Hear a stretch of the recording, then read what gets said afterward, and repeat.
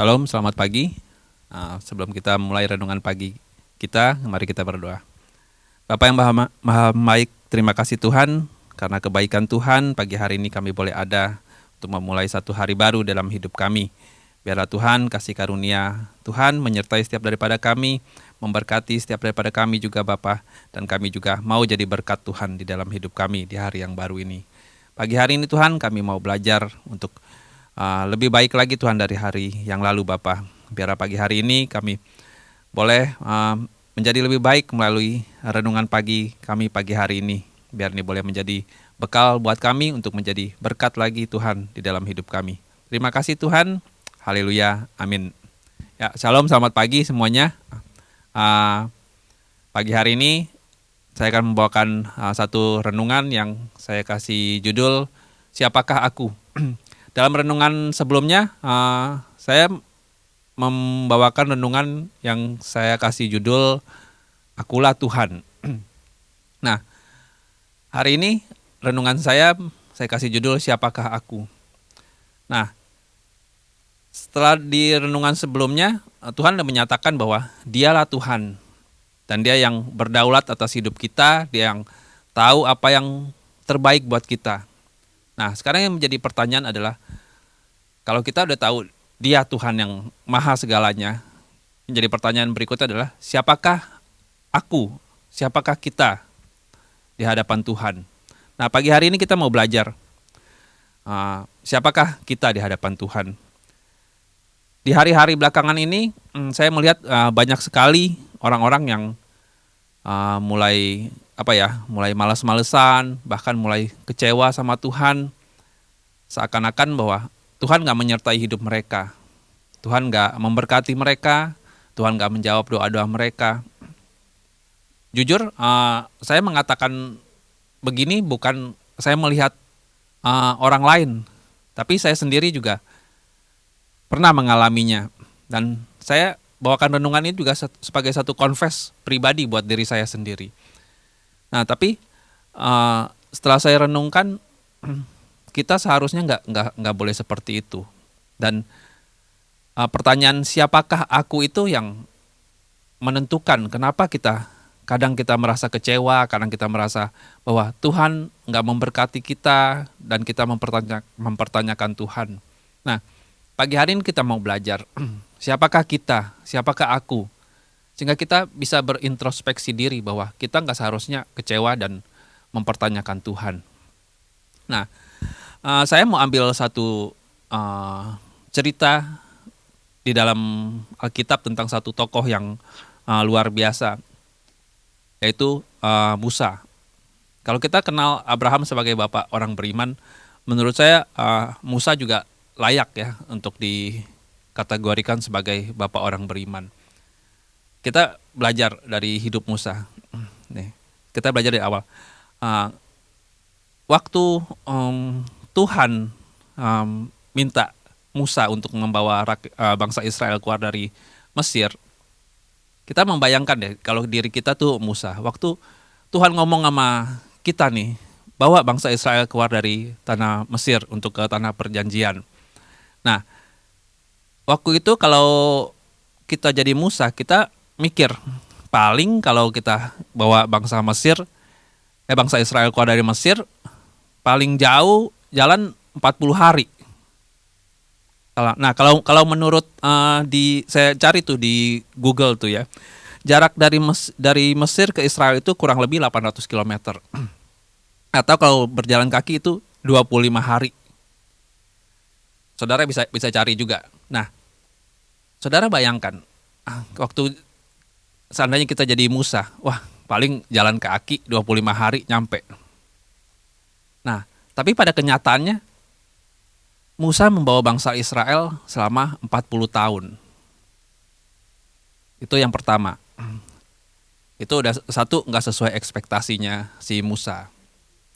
Yang kedua adalah waktu Musa dapat perintah itu bahwa bangsa Israel keluar dari tanah Mesir menuju tanah Kanaan yang subur, yang berlimpah susu dan madunya, pasti Musa berasumsi bahwa dia akan tinggal di sana, dia akan menikmati ke kesuburan tanah itu, segala berkat yang Tuhan sediakan di tanah perjanjian itu. Tapi pada kenyataannya kita tahu bahwa Musa nggak masuk ke tanah perjanjian. Itu ekspektasi kedua yang tidak menjadi realita. Nah, seandainya kita jadi Musa,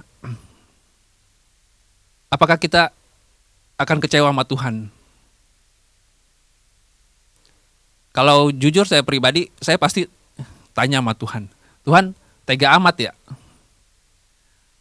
Aku yang udah bawa rakyat Israel selama 40 tahun perjalanan, yang harusnya cuma 40 hari, ke negeri yang subur yang Tuhan janjikan. Tapi begitu udah mau nyampe, Tuhan gak kasih aku masuk. Bukan saja bisa kecewa, tapi mungkin saya juga akan, ya entahlah. Nah, tapi kita melihat, kita tahu bahwa ending cerita itu nggak seperti itu. Musa menerima apa yang menjadi keputusan Tuhan buat dia, dan dia nggak marah-marah. Di Alkitab dikatakan bahwa Musa, kalau menurut tafsiran, Musa nggak masuk ke tanah perjanjian karena Musa marah. Tapi ingat bahwa Musa itu bukan marah sama Tuhan. Musa marah, kesel sama bangsa Israel yang begitu bebel gitu. Dia bukan marah sama Tuhan, tapi dia kesel terhadap bangsa Israel yang begitu bebel, tegar tengkuk, dan itu yang membuat Musa nggak masuk ke tanah perjanjian. Nah, kenapa Musa bisa bersikap seperti itu? Itu pertanyaan yang menjadi judul renungan pagi hari ini yang menentukan sikap Musa. Siapakah aku? Karena Musa sadar bahwa dia cuma hamba. Dia cuma menjalankan perintah Tuannya. Dan dia nggak berhak menuntut apapun dari Tuhan. Nah, beda dengan hidup kita sekarang ini. Sekarang ya kita introspeksi lah. Kita ikut Tuhan udah berapa lama? Udah jadi anak Tuhan berapa lama? Ada seumuran Musa bawa bawa bangsa Israel di padang gurun selama 40 tahun. Jujur saya sendiri ikut Tuhan belum ada 40 tahun. Dan selama kita ikut Tuhan ini, berapa banyak kekecewaan kita sama Tuhan? Jujur aja ya, kita nggak perlu sebutin lah, cuman kita introspeksi diri kita sendiri. Apakah kita udah sering kecewa sama Tuhan, atau justru dikit-dikit kecewa sama Tuhan? Ya itu masing-masing diri kita sendiri yang bisa jawab. Nah, itu yang membedakan kita sama Musa. Mungkin kadang kita nggak sadar bahwa kita ini cuma hamba yang menjalankan kehendak Tuannya. Kita nggak berhak kecewa sama Tuhan tentang apa yang Tuhan izinkan terjadi dalam hidup kita. Ingat bahwa Tuhan punya rancangan yang indah buat kita. Mungkin saat ini kita nggak bisa lihat. Mungkin saat ini kita melalui masa-masa yang sulit. Tapi selama kita percaya bahwa Tuhan punya rencana yang indah, kita akan menerima upah kita. Seperti Musa, dia nggak menerima upahnya di tanah perjanjian, tapi Tuhan udah sediakan upahnya di surga. Dan faktanya seperti itu, bahwa Musa nggak menikmati kesuburan tanah perjanjian, tapi saya yakin dan percaya bahwa Musa udah disediakan tempat yang luar biasa di surga nanti. Nah, kekecewaan kita akan banyak hal dalam hidup kita kadang-kadang menjauhkan kita dari Tuhan. Kita mulai mempertanyakan Tuhan, dan ya yang lebih ekstrim lagi kita meninggalkan Tuhan. Padahal Matius 11 ayat 6 berkata, dan berbahagialah orang yang tidak menjadi kecewa dan menolak aku. Nah, kalau kita udah sampai menolak Tuhan dan meninggalkan Tuhan, maka kita nggak akan menerima upah kita yang udah Tuhan sediakan di surga nanti. Nggak akan menerima mahkota-mahkota kemuliaannya nanti. Ya, itulah fakta kehidupan sekarang ini. Ya, dalam keadaan yang semakin sulit, orang juga mulai mempertanyakan, aduh Tuhan, aku udah berdoa, Tuhan, aku udah melakukan ini, itu. Ya udah mulai demo Tuhan lah. Ya, ya seperti Matius 7 ayat 22, pada hari terakhir banyak orang yang akan berseru kepadaku, Tuhan, Tuhan, bukankah kami bernubuat demi namamu, dan mengusir setan demi namamu, dan mengadakan banyak mukjizat demi namamu juga. Tapi Tuhan menolak mereka. Ya mungkin ya banyak orang juga mempertanyakan itu, Tuhan gue ada ini, Tuhan gue ada itu, tapi kenapa hidup gue masih seperti ini? Ya ujung-ujungnya demo sama Tuhan. Ya inilah gerakan 722, bukan 212 ya, gerakan 722, Matius 7 ayat 22, memprotes Tuhan. Kalau kita sadar siapakah siapakah kita sebagai hamba, kita nggak seharusnya mempertanyakan Tuhan, nggak seharusnya memprotes Tuhan. Ya, pagi hari ini saya cuma mau bawa itu aja, bahwa apapun keadaan kita saat ini, sesulit apapun, untuk saya pribadi juga, nggak selayaknya kita kecewa sama Tuhan. Karena siapakah aku, siapakah kita ini? Kita cuma hamba, melakukan kehendak Tuhan. Walaupun upah kita tidak kelihatan saat ini, tapi upah kita ada di surga. Jadi buat apa kita memperjuangkan segala sesuatu demi upah di dunia ini, kalau upah kita di surga nanti kita nggak akan dapatkan. Mending seperti Musa, dia nggak dapat upahnya di dunia ini, tapi dia mendapatkan upah di surga. Ya itu aja pagi hari ini.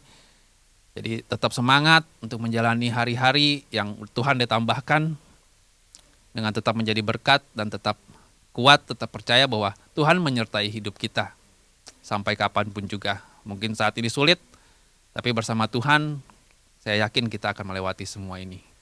Ya itu aja. Terima kasih Tuhan buat pagi hari ini, bahwa kami boleh belajar satu hal Tuhan, bahwa kami bukan siapa-siapa. Siapakah kami ini Tuhan selain hamba-Mu ya Bapa? Kami tidak berhak untuk mempertanyakan keputusan-Mu, tidak berhak mempertanyakan apa yang menjadi hak kami ya Tuhan. Biarlah kami boleh belajar Bapa untuk menerima Engkau sebagai Tuhan dalam segala hal ya Bapa. Sehingga hidup kami dijauhkan dari rasa kecewa, dari rasa tidak puas akan hal apapun juga Tuhan. Tapi kami boleh lebih lagi bersyukur untuk segala kebaikan Tuhan di dalam hidup kami. Tuhan, dalam keadaan apapun, biar kami boleh punya hati untuk tetap jadi berkat untuk orang-orang sekitar kami. Mampukan kami Bapa untuk mengatasi segala kekecewaan kami, sehingga hidup kami boleh tetap menjadi berkat. Terima kasih Tuhan Yesus, Roh Kudus, tuntun, pimpin kami, beri kami hikmat dan kasih karunia untuk boleh melewati hari-hari yang sulit dengan tetap menjadi berkat. Terima kasih Tuhan, haleluya, amin. Ya, selamat pagi, tetap semangat, God bless.